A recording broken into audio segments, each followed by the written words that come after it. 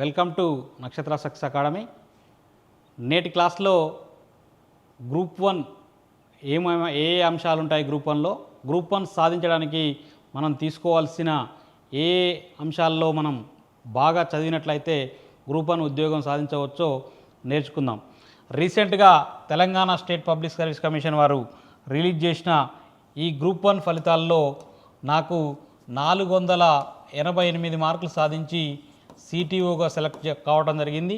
దీంట్లో ఈ యొక్క 488 మార్క్స్ తెలుగు మీడియంలో కూడా ప్రిపేర్ అయ్యి ఈ గ్రూప్ 1 సాధించవచ్చు అనేది ఏ విధంగా అనేది ఒకసారి చూద్దాం. టోటల్ గ్రూప్ 1కి సంబంధించి మనకు మొత్తం 2 దశల్లో, గతంలో ఇంటర్వ్యూ ఉండేది 3 దశల్లో, ఇప్పుడు 2 దశల్లోనే గ్రూప్ 1 సెలక్షన్ చేయడం జరుగుతుంది. అది primary stage prelims, next mains. మరి ప్రిలిమ్స్కి సంబంధించి సపరేట్ ఉంటుంది, మెయిన్స్కి సంబంధించి సపరేట్ ఉంటుంది. ప్రిలిమ్స్లో మీకు 150 మార్కులకు గాను మల్టిపుల్ చాయిస్ క్వశ్చన్స్ ఉంటాయి. మెయిన్స్కి సంబంధించి టోటల్గా 6 పేపర్స్ ఉంటాయి. ఈచ్ పేపర్ 150 మార్క్స్, మొత్తం 600 ప్లస్ అంటే 900 మార్క్స్. మరి ప్రిలిమ్స్కు ప్రిపేర్ అయ్యే విధానం, మెయిన్స్కు ప్రిపేర్ అయ్యే విధానం చూద్దాం. ఎప్పుడైనా మనం గ్రూప్ 1 ప్రిపరేషన్ స్టార్ట్ చేసినప్పుడు ప్రిలిమ్స్ మెయిన్స్ కలిసి చదవాలి. సపరేట్గా ప్రిలిమ్స్ కోసమే 3-4 మంత్స్ వేస్ట్ చేసి మళ్ళీ మెయిన్స్ ఎప్పుడైతే ప్రిలిమ్స్ సెలెక్ట్ అయినాం, మెయిన్స్ రాయడానికి అవకాశం ఉంది అన్నప్పుడు మెయిన్ సబ్జెక్ట్ తెరిస్తే మనకుండే 3-4 మంత్స్ టైంలో మనము ఈ మెయిన్స్ ఫలితాల్లో విజయం సాధించలేం. కాబట్టి ప్రిలిమ్స్ నుంచే మెయిన్స్ని కూడా ప్రిపేర్ అవ్వటం స్టార్ట్ చేయాలి. కానీ ప్రిలిమ్స్ జరగటానికి ఒక 40 to 45 డేస్ ముందు పూర్తిగా మెయిన్స్ బంద్ చేసి టోటల్గా ప్రిలిమ్స్కి సంబంధించిన అంశాలని చదవలసి ఉంటుంది. మరి నా యొక్క ప్రిపరేషన్ అనుభవాలు మీరు గమనించినట్లయితే 2022లో నోటిఫికేషన్ వచ్చింది. మొదటగా ప్రిలిమ్స్ జరిగింది, ఆ ప్రిలిమ్స్లో సెలెక్ట్ కావడం జరిగింది. మెయిన్స్ రాద్దాం అనుకునే టైంలో దాన్ని రద్దు చేయడం జరిగింది. ఆ తర్వాత మళ్ళీ 2023లో మళ్ళీ ప్రిలిమ్స్ కండక్ట్ చేశారు, బట్ అప్పుడు కూడా బయోమెట్రిక్ లేదని రద్దు చేయడం జరిగింది. చివరగా 2024లో మళ్ళీ ప్రిలిమ్స్ కండక్ట్ చేయడం జరిగింది. ఆ తర్వాత అక్టోబర్లో మెయిన్స్ కండక్ట్ చేయడం జరిగింది. మరి ఈ ప్రిపరేషన్లో మనం ప్రిలిమ్స్ మరియు మెయిన్స్ కలిపి చదవటం ఎలా అనే అంశాలని ఒకసారి చూద్దాం. ఇప్పుడు మనకు ప్రిలిమ్స్లో ఉన్న పూర్తి సబ్జెక్టులన్నీ కూడా మెయిన్స్లో కవర్ అవుతాయి. ప్రిలిమ్స్లో మనకి ప్రధానంగా ఇండియన్ హిస్టరీ మరియు Telangana history, next Indian society, next governance మరియు polity, next science and technology, current affairs, Telangana India policies, ఎన్ని అంశాలు, మరి లాస్ట్లో మెంటల్ ఎబిలిటీ మరియు రీజనింగ్ కూడా ఉంటుంది. మరి ఎన్ని అంశాలు సేమ్ మెయిన్స్లో కూడా ఉంటాయి. మన మెయిన్స్లో ఉన్న 6 పేపర్లు గమనించినట్లయితే మీ అందరికీ ఐడియా ఉండొచ్చు. ఐడియా లేని వాళ్ళకి ఒకసారి గమనించినట్లయితే మెయిన్స్లో 6 పేపర్స్ ఉన్నాయి. ఈ 6 పేపర్లో ఫస్ట్ పేపరు జనరల్ ఎస్సే.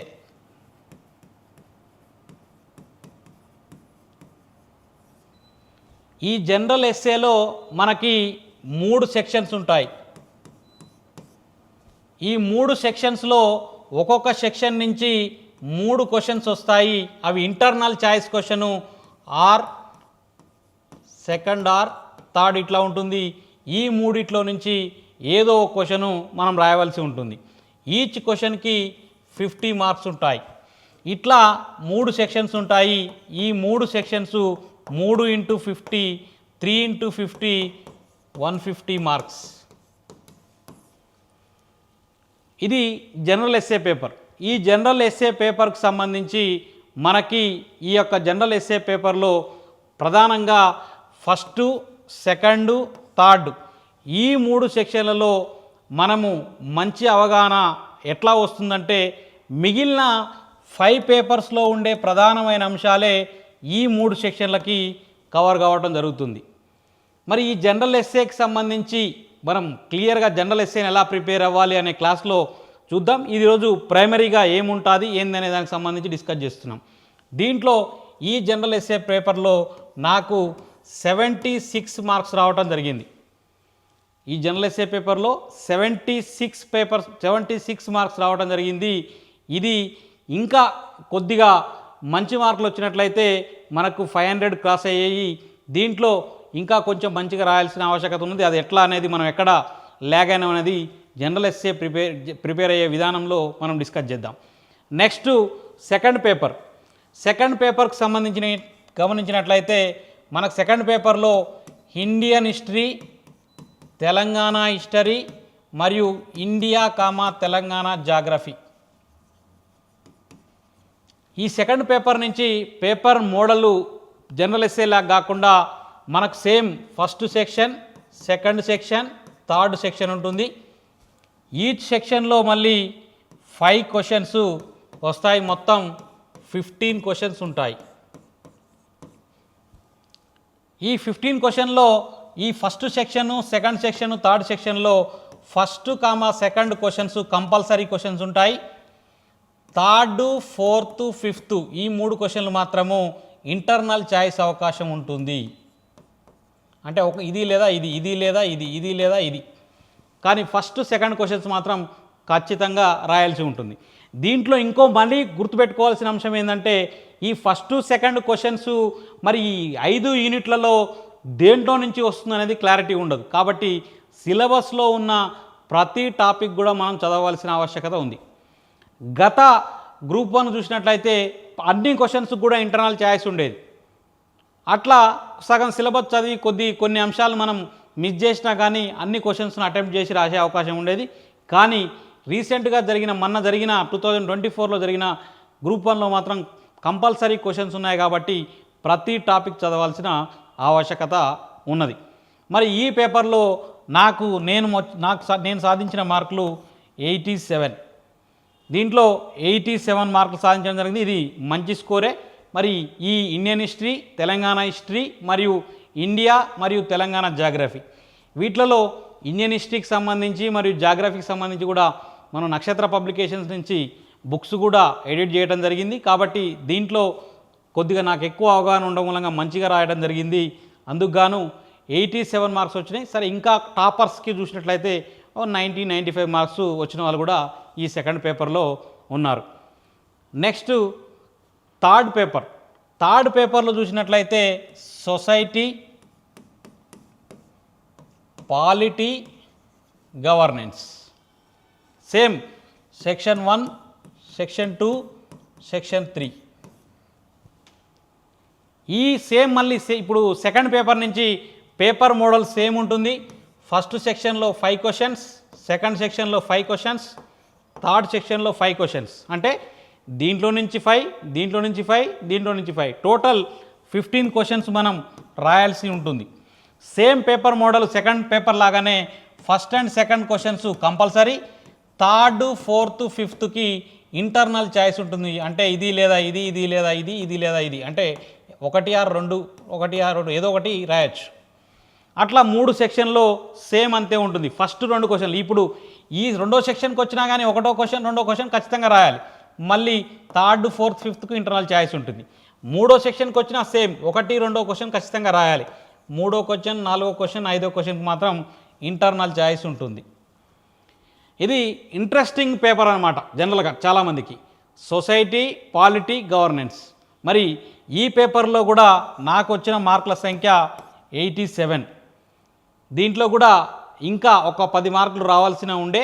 ఇప్పుడు ఏదైతే మనము టాప్ అంటే 530, 540, 50 వచ్చిన వాళ్ళకి దీంట్లో ఒక 10-15 మార్క్స్ మనకంటే ఎక్కువ రావడం జరిగింది. ఖచ్చితంగా దీంట్లో ఎక్కడెక్కడ మనం మిస్ అయినాం, ఇంకా రాబోయే ప్రిపరేషన్లో అభ్యర్థులు ఎట్లా ఉంటే అధిక మార్కులు సాధించే అవకాశం ఉందనేది డిస్కస్ చేద్దాం. మరి ఇది థర్డ్ పేపర్ సంబంధించిన అంశాలు. నెక్స్ట్ ఫోర్త్ పేపర్లో మనకు సేమ్ 3 సెక్షన్స్ ఉంటాయి. ఒకటి Indian economy, 2 Telangana economy, 3 environment. ఈ 3 same first section, second section, third section. దీంట్లో కూడా సెకండ్ పేపర్, థర్డ్ పేపర్ ఎలా అయితే మనకు సెక్షన్ 1, 2, 3లో క్వశ్చన్స్ ఉన్నాయో సేమ్ అట్లే వస్తాయి.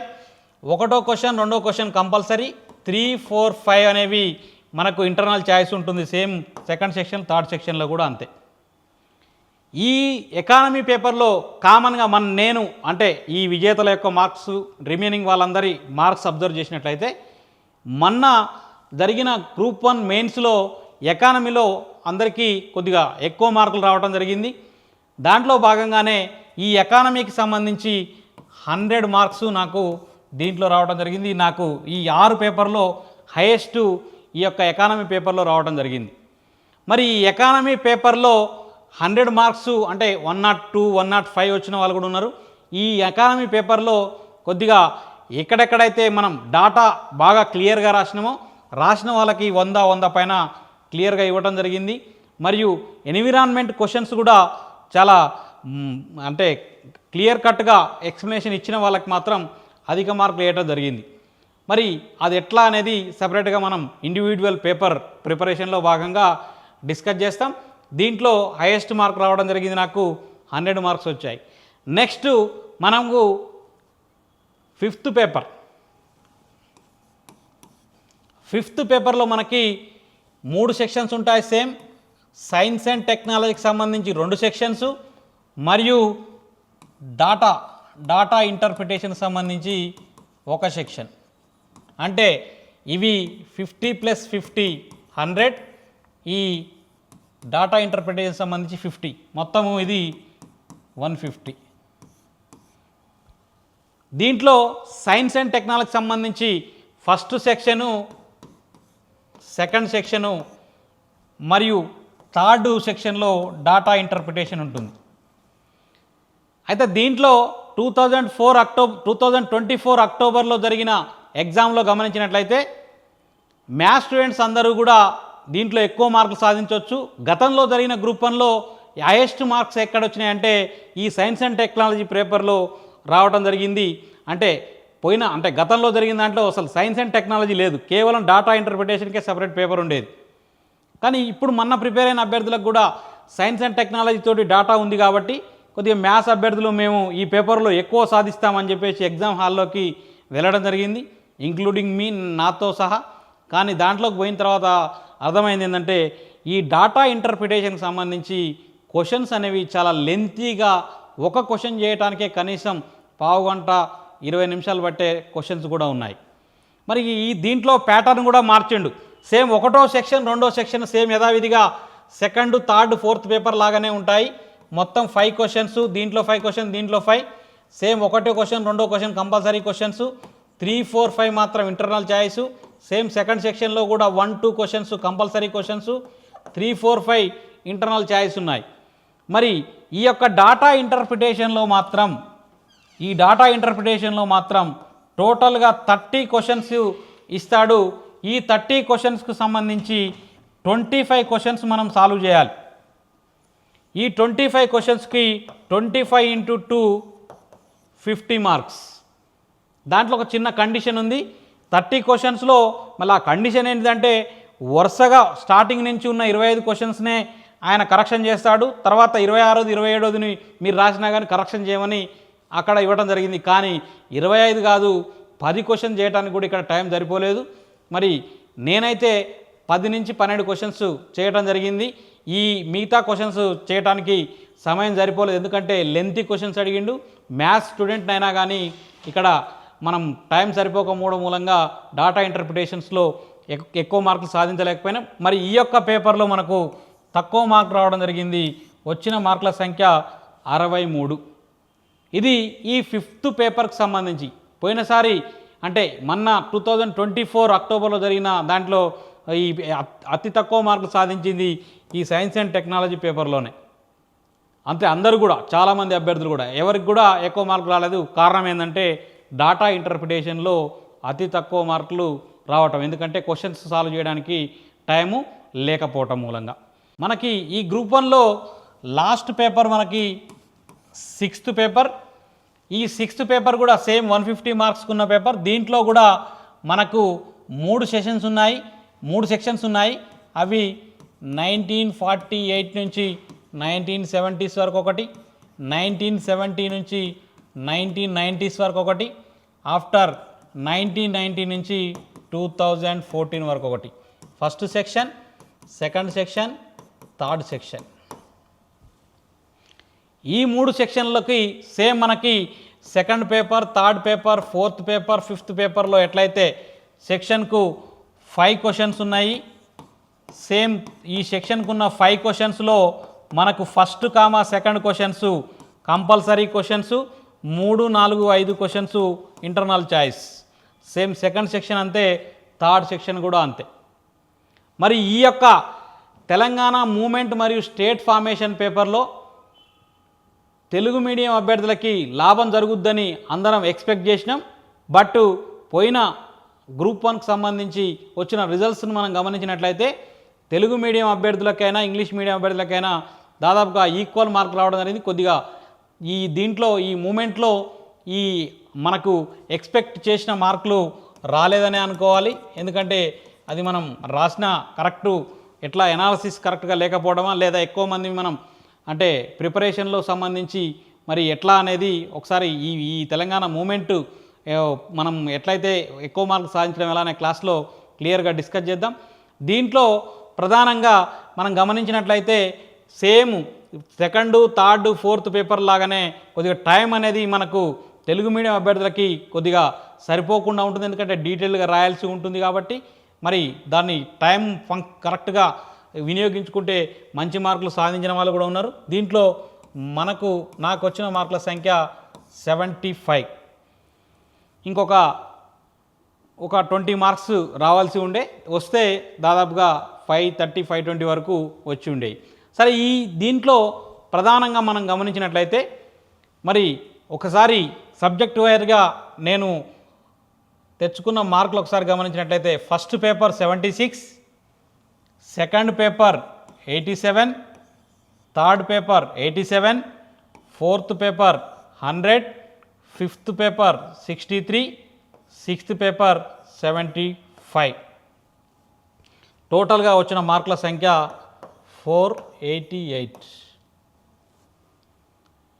ఇది తెలుగు మీడియంలో రాసి ఈ 488 మార్క్స్ తెచ్చుకోవడం జరిగింది. దీంట్లో కూడా ఇంకా 20 to 30 మార్క్స్ ఎక్కడైతే మనం క్లియర్గా రాలేకపోయినాయి అనేది మనం ఈచ్ పేపర్ వైజ్గా డిస్కస్ చేసినప్పుడు మనము తెలుసుకోవచ్చు.